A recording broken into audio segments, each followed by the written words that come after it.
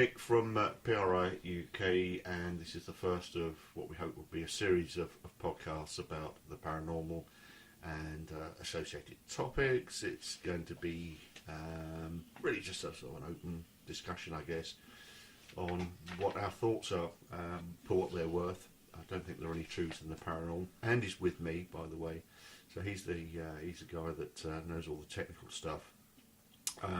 The first paranormal chat we're going to have about is going to be about entities, and really, I guess that's the thing. There seems to be a range of thoughts about what ghosts, spirits, or whatever these things actually are. So, I guess it's taken away, Andy. You know, what is an entity? No idea, Nick. Good. Thank you for listening. You know what, I mean, there's loads of ideas out there what an entity is, what it isn't. Some people think it's a spirit of a dead person who was alive. Other people think, you know, an entity could be a demon. Right, okay.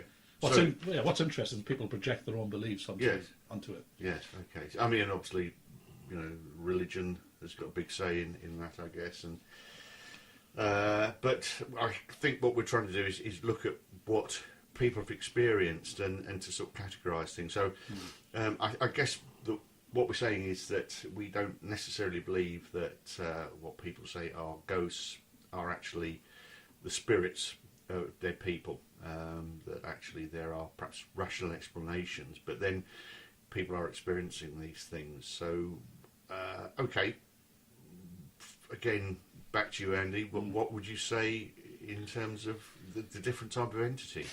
Well, let's have a look. I mean, if you were to go throughout the history of paranormal recorded information, watch TV shows, watch, you know, documentaries, read books, you know, I think there's types of entity that tend to come up more often than others, and the ones that seem to come up the most, in my opinion, are, you know, there's the classic shadow person. Right. Okay.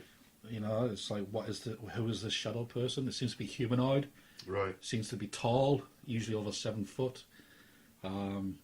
Sometimes the shadow person can be just like a black mass. Right. Like not particular shape to it. It's strange because some people can hear growls when they see the shadow person. You know, and it's like, you know, why would he growl? If it's supposed to be human, why would it growl? You know? Okay, so what you're saying is it's not a dead person, but it has some sort of existence. Any ideas, any thoughts where these shadow people might come from? You know, I mean, some might say that they're from another dimension. That's why they appear black to us, but, you know, we don't see their true form. I mean, they do appear to have 2 legs, 2 arms, and a head. Interesting. You know, so maybe they are related to us. Who knows? I wouldn't like to have sex with one, to be honest. But I mean, to be honest, I've woken up in my bed before now, and when I lived in this house that had a few unexplained activities, paranormal activities, and I woke up from a deep sleep, and then on the edge of my bed, right where my head was, I saw this black mass of red eyes. It had literally scared the crap out of me. Yeah, I expect it would. I've had moments like that myself. Well, we're not talking about one-night stands. I mean, like, we're just talking about, you know, what was it? I mean, there's a phenomenon called hypnopompic state, which is basically, you know, it's when you start to wake up from a deep sleep and you're halfway between being awake and halfway between dreaming, basically. And I guess one would say you were hallucinating. Okay, so I mean, the balance of probabilities. Then are we saying that people that experience these sort of shadow people, seen out the corner of the eyes, and all of these sort of strange manifestations, a figment of imagination, or do you think they exist in some form or fashion, some sort of physicality?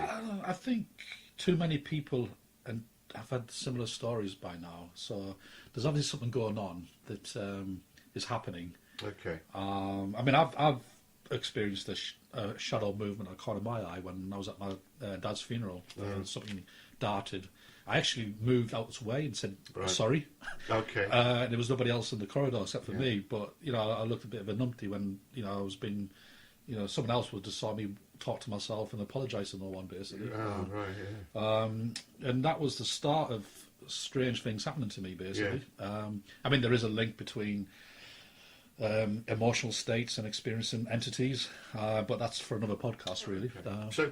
So I mean, obviously that's one particular area. I mean, what other sort of areas would you look at in terms of entities? Well, just going quickly, just before we move on to another type of entity, what was interesting was there was a popular TV ghost show, and they, on the thermal image camera, they actually caught a shadow person. Okay. And you could see the head, you see the shoulders, and what was interesting, on the thermal imager, it recorded the temperature at 1.88 Celsius. And, right. You know, a human would be, I don't know what it is, 37, is it? I don't know, 37 and a half Celsius. But anyway, it was cold. It was bloody cold, yeah. It wasn't... So that could be an explanation then. Could be. Because obviously that's one of the experiences that people seem to have. Mm. Well, another type of entity, which probably most people are familiar with now, is poltergeist. You know, what is a poltergeist? Is it an intelligent entity? Or is it something that the psychokinesis of a person's subconscious manipulating the environment around them? So, again, just getting back to perhaps an idea that there seems to be some connection with teenage females. Yeah, so I think with poltergeist, the standard model of a poltergeist haunting is it's usually connected to a young female in the home and seems to be attached to that particular female, basically. Right. And again, it's something which passes quite quickly, isn't it? I think from most everything that you seem to read, that they don't hang about. That the energy or whatever it is that is created increases in intensity, and then after a while, it does actually fade away and finally disappear. So it could be like an emotional attachment or projection of some sort of perhaps a bad experience that somebody's having in life, where there's a lot of stress or strain. Yeah, I mean, it does tend to require a lot of conflict. You know, you don't tend to find a lot of poltergeist and happy families or households. You know, it tends to be that's true. You know, and I think there was one investigator who measured the intensity, the activity around the young person, and what they noticed is that the further away they measured the objects being manipulated, the weaker it got. So there seemed to be a radius of power and energy around the person, which is indicative of that it was coming from that person. But the other thing, of course, is that it's just not things that may, I suppose, be caused by that particular person. I mean, you hear about stones appearing or being thrown, water appearing, fire, the scratching sounds, the knocking sounds. The fire's interesting because it's, you know, it seems to be very focused. It's not like if you've got a match and you light a match and you set fire to something, it tends to be a bit wild. It can go in different directions. The fire of a poltergeist seems to be very focused, and it doesn't seem to leave a mark to its surrounding areas, which you would expect from a fire, basically. Right, sure. Again, so I'm just trying to think, you know, we've talked about shadow people, talked about poltergeists. I mean, there are other instances which people wouldn't say, well, that's not poltergeist activity. You know, I think, you know, that famous story about the Roman legion marching through what was a basement or cellar at a level. Yes, and you got to feel sorry if those soldiers are still marching. I mean, that is you know, if you're having a bad day. I mean, people would class that as a residual haunting. You know, where the you know, if the entity, the ghost, the apparition is it's less interactive. It's actually not interactive at all. It's just doing something it would have done when it was alive. Basically. So again, it's and I think the interesting thing about that is that if we're saying they might not have been sort of, well, obviously they'd be dead now, but that's not the reason they were there. It's a reenactment almost of something which has happened. Which I guess is. And there's no interaction. It's a time and space thing. That it's something which the folds of time and space, whatever that actually might be. And I think we seem to be getting close to that idea of what time and space actually is. It is just that. It's something which is overlapping. I mean, one could argue that everything happens at once in the universe. You know, so all possible outcomes, all possible interactions that happen at the same time. Right. And time, like they say, is an illusion. We seem to perceive it as linear when it's far from it. You know, time is not linear, but we live our lives like it is.